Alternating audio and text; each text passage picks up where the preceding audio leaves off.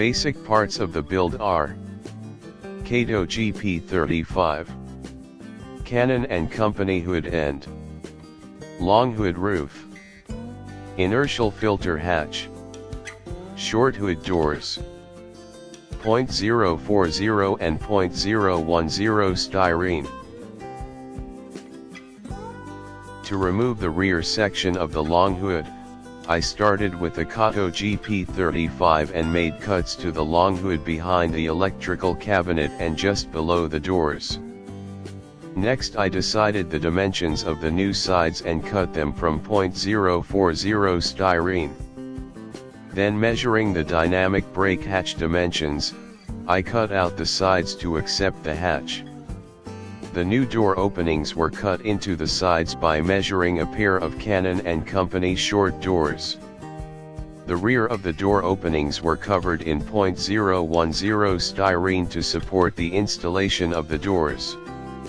On the Kato body, the inertial filter area was sanded smooth so the Cannon and Company inertial filter hatch would fit properly.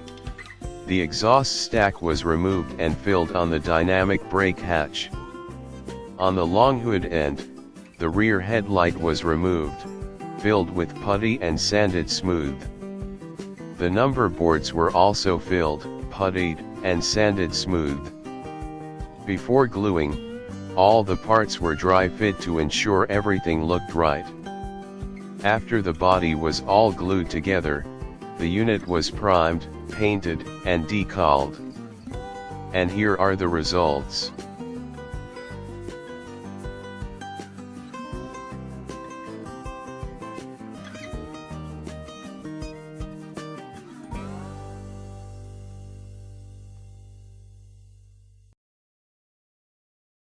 As always, thanks for watching.